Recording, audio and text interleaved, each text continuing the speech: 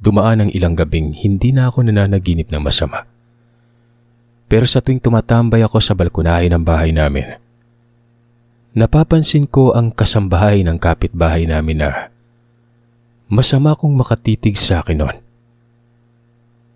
Nung una hindi ko ito nakilala. Akala ko bagong kasambahay dahil naaalala kong sinabi sa akin ni Badet na nagbabalak umalis ang babaeng yon. Pero noong titigan ko at malinaw na nakita ang kung sino ang naroroon, doon ko napagtanto na siya pa rin yon. Ang babaeng sinungitan ko nang nagdaan at pinagsalitaan ng hindi maganda. Si Esther. Takang-taka ko noon. Parang tumanda ng ilang taon yung babae ah. Bakit gulong-gulo yung buhok niya? Na para bang hindi ito nagsuklay ng ilang araw. Naisip ko nga baka walang suklay o di naman kaya walang pambili. Nakaupo ito at nakatingin sa gawin ng bakuran namin. Hindi ko alam kung bakit sumagi sa isipan ko ang tugol sa biglaang pagtanda ng itsura ni Esther. Imposible namang dala ng problema lang ang nangyari dito. Saglit na ipinilig ko ang ulo nang maglakad na ako papasok sa loob ng bahay. Isang araw noon ay napilitan akong umuwi sa bahay at lumiban na muna sa trabaho. Sobrang sakit kasi ng katawan ko at parang sasabog na ang ulo ko. Anumang oras sa tindi ng kirot. Nagtataka na ako dahil dati-rati naman ay pananakit ng tiyan lang ang nararamdaman ko pero bakit ngayon? Buong katawan ang sumasakit na aakalain mong pinagsasapak ako ng dose-dose ng tao noon. Nagulat pa nga si Mrs. nang makita niya akong maagang umuwi. Nang sabihin ko naman sa kanya ang dahilan ay inasikaso niya naman ako. Nagsuhestyon pa itong dalhin ako sa ospital para matingnan ang kalagayan ko. Pero mariin akong tumanggi at sinabihan siyang gagastos lamang kami ng pera. Gagaling din naman ako kahit walang doktor. Nung bata pa kasi ako kapag nagkakasakit ay hindi naman ako dinadala sa doktor pero gumagaling din naman ako mula sa pagkakasakit noon. Ayon naman sa asawa ko, napansin niya ang unti-unting pangangayayat ko at palagi na akong dinadapuan ng lagnat. May mga butlig na rin ang tumubo sa balat ko at naglalabas yun ng napakalansang amoy. Nakakasuka at nakakadiri, Sir Seth. Tuloy ay hindi ko maiwasang matakot para sa sarili. Natatakot ako na baka may mangyaring hindi maganda sa akin. Paano na lang yung asawa ko lalo na ngayon at magkakaanak na kami? Alam mo tol, tama naman yung asawa mo eh. Magpatingin ka na sa doktor at baka kung ano na yung sakit mo. Sabi ng katrabaho kong si Abner nang pumunta ako sa kanila at nakipagkwentuhan. Napahugot ako ng malalim na hininga at sinabi sa kanyang hindi pwede. Na mababawasan ang ipon naming pera para sa panganganak ng asawa ko. Matagal pang manganak yung asawa mo. Huwag mo pang hinayangan yung perang gagastusin mo sa pagpapagamot mo. Makakapag-ipon ka pa naman ulit niyan oras na gumaling ka na. Sinabi ko sa kanyang pag-iisipan ko na muna at papakiramdaman ng sarili kapag sa loob ng 2 araw. At kapag hindi pa humupa ang butlig sa katawan ko, magpapatingin na ako. Nga pala, may iba tayo. Yung balita ko, naghihingalo na raw yung kapitbahay niyo, si Manang Berta. Totoo ba yun? May nakapagsabi lang kasi sa misis ko tungkol sa matandang yun eh. Nagtatakang tumingin ako kay Abner dahil sa loob ng ilang araw na pamamalagi ko sa bahay. Wala naman akong nabalita ang ganon. Parang ang tahimik lamang ng bahay ni Manang Berta at wala akong nakikitang dumadalaw na kaanak. Sa palagay mo par kung totoong aswang yung matandang yun, kanino niya naman kaya ipapamana yung pagiging aswang niya bago pumanaw? Natatawa at hindi ko na lang pinatulan pang sinabi ng katrabaho. Hindi naman kasi ako nagpunta sa bahay nila para pag-usapan ng iba. Kaya ako nagpunta para itanong kung anong dapat kong gawin sa karamdaman kong hindi na maalis-alis. Isang umaga noon habang nagkakape, nagulantang na lamang ako nang biglang magsisisigaw si Badet sa kwarto namin at humingi ito ng tulong. Halos liparin ko ng hagdan makarating lang sa kwarto. Nadatnan ko siyang hindi maipinta ang mukha at nakahawak sa tiyan noon. Nag-aalalang tinanong ko si Badet kung anong nangyari at bakit nagsisisigaw siya. Sa garalgal na boses at mangyak-ngyak, sinabi sa akin ni Badet na sumasakit umano ang kanyang tiyan at parang pinipilit ang sanggol sa loob. Nanlaki ang mga mata ko nang makitang may dugong lumatay sa hita ni Mrs. Hindi na ako nag-isip pa kung ano ang gagawin. Dali-dali ko itong inalalayan palabas ng bahay. Nagmadali nang isinakay sa sasakyan at pinaharurot yun papuntang ospital. Nang makarating sa ospital ay idineklara ng mga doktor na kailangan ng tanggalin ang sanggol sa sinapupunan ng misis ko. Ilang araw na umanong walang buhay ang sanggol sa sinapupunan nito. Hindi ako makapaniwala at halos pagsakluban na ng langit at lupa matapos marinig ang sinabi ng doktor. Naihilamos ko na lamang sa mukha ang mga palad at nasabunutan ng buhok nun. Makalipas ang ilang araw, nag-iba na ang kinikilos ni Badeth. Hindi na ito masyadong kumikibo at kung kakausapin man ako ay tatango lamang ito. Nung unay naisip kong nagdadalamhati lamang ang asawa ko dahil sa nangyaring pagkawala ng anak namin. Pero habang lumilipas sa mga araw ay hindi ko na maintindihan pa ito. Palaging galit at halos hindi ko na siya makausap ng matino. Palala na rin ang karamdaman ko. Pero hindi ko na lamang ito iniinda at pinapahalata. Dahil halos malubog na kami sa utang at sa daming problemang kinakaharap nun. Hindi ko na alam kung ano ang gagawin. Pansamantalang pinatira ko na muna sa bahay namin ang pinsan kong si Wilma.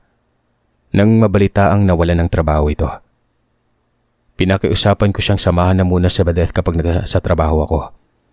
At siya na rin munang magbabantay sa tindahan. Sayang naman kasi kung isarado namin yun.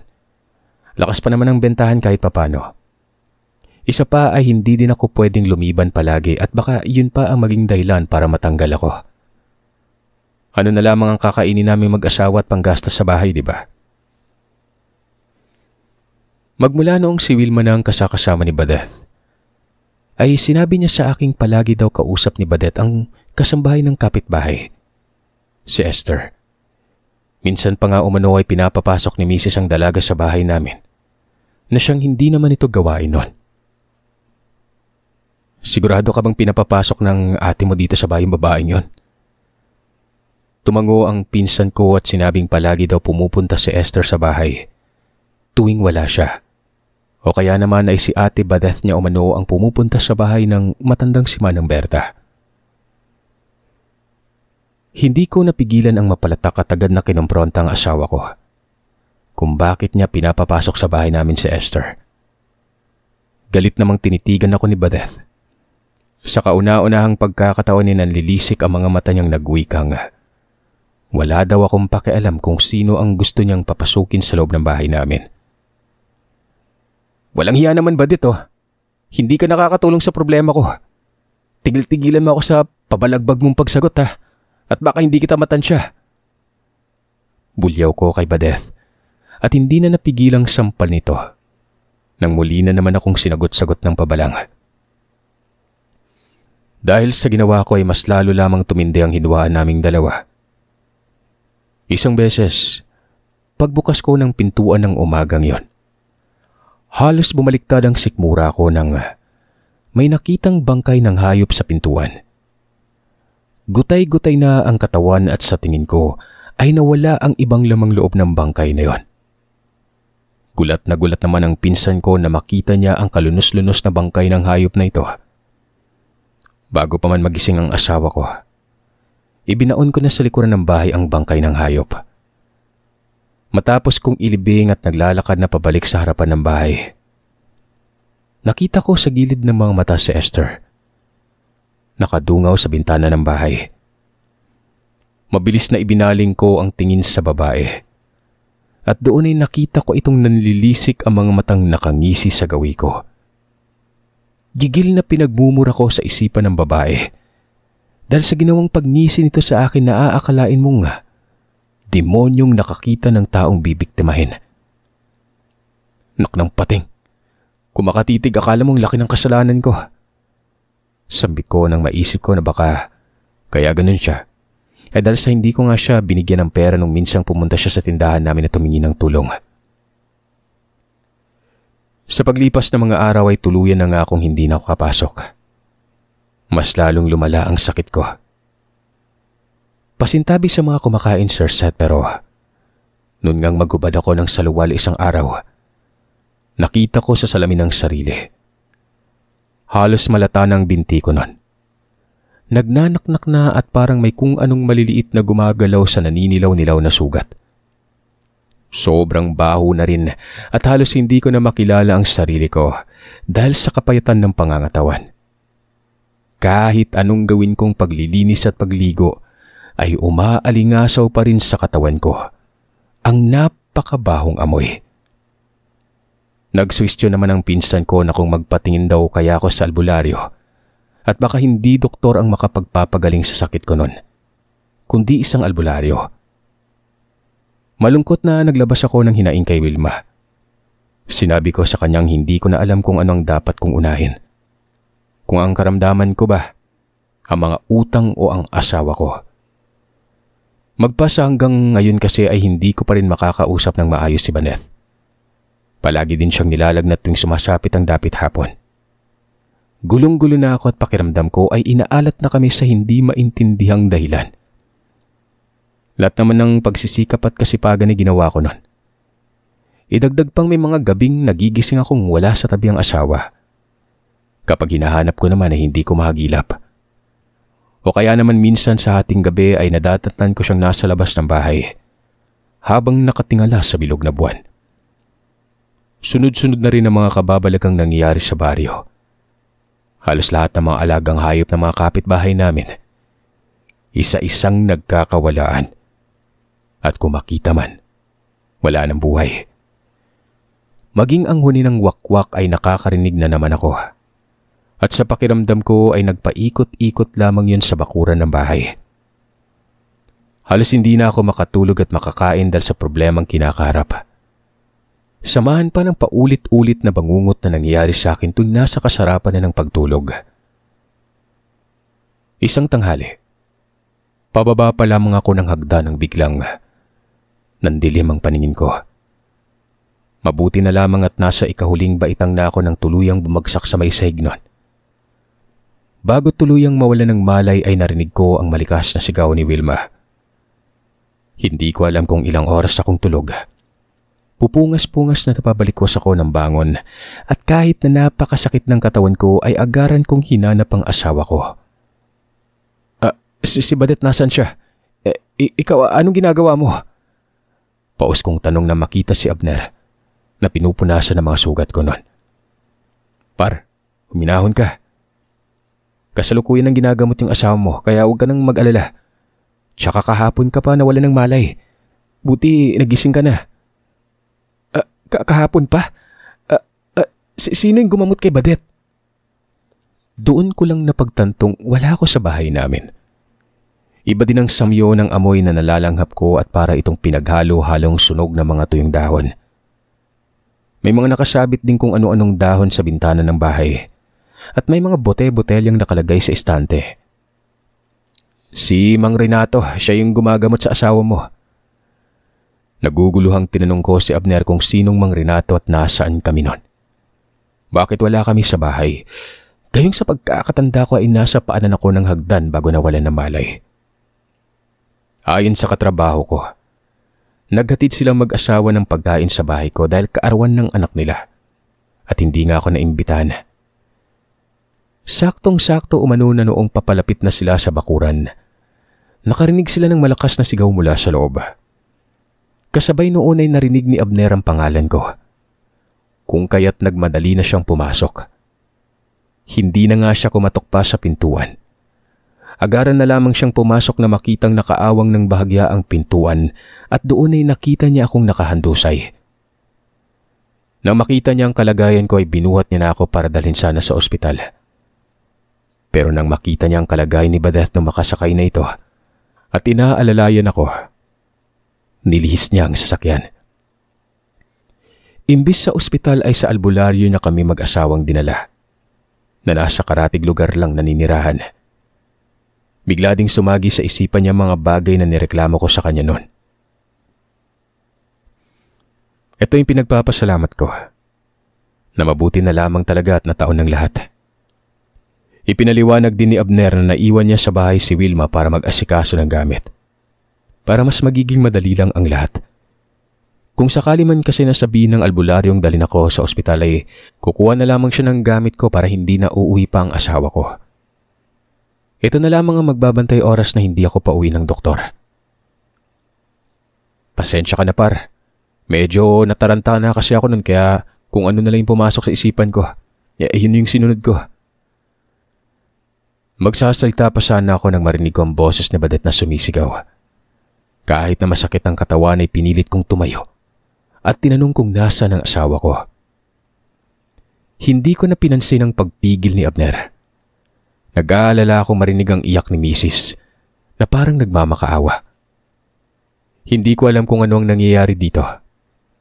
Nagmadali na akong maglakad papunta sa isang silid kung saan ko narinig ang boses nito. Pero hindi na ako nakalapit pa ng tuluyan. Pinigilan ako ni Abner at sinabihang huwag ko umanong distorbohin ang ginagawang panggagamot ng matandang albularyo at baka maputol ang ginagawa nitong pagriritual. Anong ritual ba yun?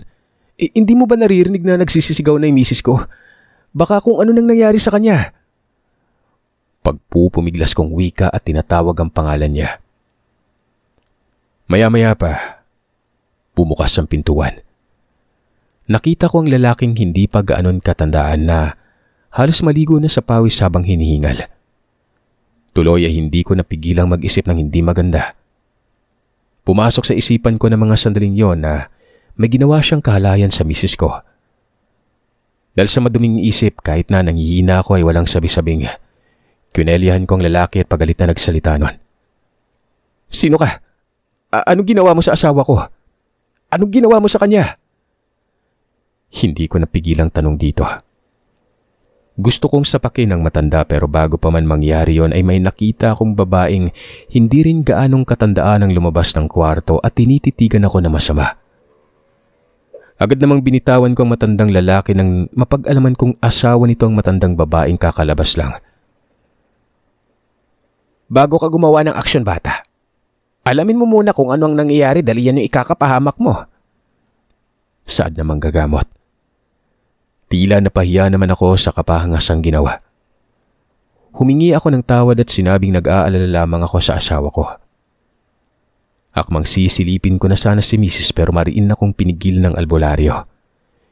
Sinabihan niya akong wag na wag kong titingnan ng asawa ko hanggat hindi pa tapos ang gamutan. Dahil mababaliwala umano ang orasyon na ginawa niya. Orasyon? Anong orasyon yung sinasabi niyo? Ni isa, walang sumagot. Pinayuan ako ng albularyong bumalik na lamang ako sa sala para maumpisan na akong gamutin. Sa hindi maipaliwanag na dahilan, nang tapikin ako ng albularyo sa balikat. Bigla na lang akong naging maamong tupa na sumunod sa lahat ng sinasabi niya. Nang nasa sala na nga ako at nakaupo sa mahabang upuan, sinimulan niya na ang ginagawang panggagamot. Habang ginagawa yon ay ipinaliwanag sa akin ng albularyo kung anong nangyari sa aming mag-asawa. Ayon pa nga dito, niyanggaw si Mrs. Ang taong yumari sa asawa ko ay siyang sumalbahi din sa akin noon. Ang ibig niyong sabihin, iisa lang ang may kagagawan sa nangyaring kababalagan sa aming dalawa ng misis ko? Mismo. Nararamdaman kong malapit lamang sa bahay ninyo ang taong may kagagawan. Saad niya. Isa-isang idinitalye ng albularyo ang itsura ng taong kumulam sa akin at ang taong yumanggaw sa asawa ko. Nito, matagal nang pinagkainteresan ng aswang ang asawa ko. Gustong-gusto nitong biktimahin si Badeth kaya nilalapitan palagi at nadamay lamang umano ako dahil na rin umano sa kagaspangan ng pag-uugali ko noon. Maliban sa kinukulam ay unti-unti din akong inaaswang sa pamamagitan ng panaginip. Gusto din akong hawaan ng nilalang. Oras na malabanan ng katawan ko ang pambabarang na ginawa nito. Tiimbagang na naikuyom ko ang kamao habang nanginginig-nginig sa galit. Teka, ikaw ngang bata ka. Magsabi ka nga sa akin ng totoo. Ano ba ang nagawa mo at ganun na lamang katindi ang galit ng aswang na yun sa'yo? Tanong ng albularyo. Saglit na napaisip ako. Kasi wala akong maalalang kung ano ang nagawa kong kasalanan at kung kanino eh. Dahil sa tanang buhay ni minsan hindi pa ako nagkaroon ng kaalitang kapitbahay o katrabaho. Humanda sa akin yung aswang na yan. Pagbabayarin ko siya sa lahat ng ginawa niya, lalong-lalo na sa mag-ina ko. Maya-maya pa ay biglang sumagi sa isipan ko si Esther. Tugmang-tugma sa sinabi ng albularyo ang kasambahay ng kapitbahay namin. Napag-alaman ko rin mula sa albularyong nahihirapan siyang gamutin ng asawa ko. Pero wag umano akong mag-alala dahil gagawin niyang lahat, gumaling lamang ito. Malapit na kaibigan ko ang ama ni Abner kaya hindi ko haayaang uuwi kayong bigo. Sad ng manggagamot na ito kung kaya't nakaramdam ako ng kaginhawaan at nagpasalamat sa matanda. Saka mo na lamang ako pasalamatan kapag napagtanggupayan ko na ng gamutin yung asawa mo. Tsaka may isa pa pala akong gagawin bago gamutin ito. Ano pong gagawin niyo? Sa seryosong boses ay sinabi ng albularyong pupunta siya sa bahay ng aswang. Pero dapat ay sa gabi niya ito susugurin ng sa ganon. Nasaan yung aswang ito kapag makasagupa na? Sa gayon din ay hindi niya kargo di konsensya oras na mapatay niya ito. Matapos kong marinig ang pahayag ng albularyo ay voluntaryong sinabi ko sa kanyang sasamahan ko siya. Gusto kong igante ang asawa ko at ang sana'y magiging anak ko na pinatay ng hukluban na yon. Sigurado ka? Hindi biro itong gagawin ko. Baka mamaya oras na makita mo yung aswang na yun bigla ka nalang kumaripas ng takbo. Sigurado po ako, Mang Renato. Gusto ko pong ipaghiganti mag-ina ko. Tanging pagtango lamang ang naging tugon ng matanda nun. Matapos niyang gamutin ang mga sugat ko at alisin ang kulam, ay pinainom niya ako ng tubig na inusalan at pinagpahinga. Dahil mamaya pagsapit ng takip silim ay aalis na kami. Pagsapit ng dilim ay ibinilin ko kay Abner at sa misis niyang asawa ko. Tumango naman at ng dalawa at sinabi ni Abner na huwag ako mag-alala dahil sila na ang bahala sa asawa ko. Basta't ang mahalaga ay mag-iingat ako at bumalik ng ligtas nun. Bilisan mo nang magpaalam dyan, iho, at malayo-layo ang lalakbay natin. Nagmamadaling sumunod nga ako sa matandang albularyo. Bit-bit ang buntot paging binigay nito. Makaraan ng ilang sandali habang binabaybay namin ang daan. Tiimbagang na pinaplano namin ang mga dapat gawin. Huwag umano kaming basta-bastang susugod sa bahay ng aswang at baka makabulabog kami ng kapitbahay. Mabaliktad pa umano ang sitwasyon. Ayon pa kay Mang Renato ay magaling magmanipula ang aswang kaya huwag kaming kumilos ng pabara-bara. Sinang-ayunan ko ang tinuran ng albularyo at sinabi ko sa kanyang sabihin niya lang sa akin kung ano ang dapat kong gawin kapag naroroon na kami sa aswang na yon. Manduhan niya lamang ako at yun ang gagawin ko. Hapon na nang makarating kami ni Mang Renato sa bahay. Nagulat pa yung pinsan ko nang mapabuksan kami. Hindi ko maiwasang mag-alala na makita ko ang pamumutla niya at mukhang may sakit siya. Tinanong niya kung ano ang nangyari habang wala ako sa bahay noon. Sabi ni Wilma, hindi daw siya pinapatulog ng malakas na kalagbugan kagabi. Para umanong may taong nagwawala sa loob ng kwarto namin mag-asawa. Gusto niya nga sanang buksan ang kwarto namin, kaya nga lang ay naunahan siya ng takot. Maliban sa kalabugan ay nakakarinig din siya ng huni ng wakwak at parang nagpapaikot-ikot ito sa labas ng bahay. Magpahinga ka na muna, insan. Kami nang bahala ni Mang Renato sa aswang na yon. Wika ko kay Wilma at nagpasalamat sa katapangang ginawa niya. Nang magpahinga na si Wilma sa kwarto niya ay nabago ang plano namin ni Mang Renato. Ayon sa albularyo, mukhang hindi na umano namin kailangan pang sumugod sa bahay ng aswang. Dahil ito na mismo ang papasok sa lungga ng taong bibiktimahin niya. Ano pong gagawin natin, Mang Renato? Ako nang bahala sa lahat. Sumunod ka lang sa mga sasabihin ko mamaya. Isang oras ang nakalipas ay sinimulan na naming gawin ang pinaplano ng manggagamot na ito. Sinarado ko ng lahat ng pintuan at bintana maliban lamang sa bintanang nasa kwarto namin mag-asawa. Naglatag na rin ako ng mga gamit para mahuli ang aswang na yon. Oras na pumasok ito sa loob ng kwarto. Malakas ang kutob ni Mang Renato sa oras na makita ko ng nilalang ay hindi ito mag-aatubili pang muling pasukin ang silid para tuluyan na akong biktimahin. Lahat ng mga sinabi ng manggagamot ay mabusisi kong sinunod. Matapos kong mailatag ang lahat ng pangontra, kunwaring lumabas na muna ako ng bahay para makita ng huklubang kasambahay na aswang.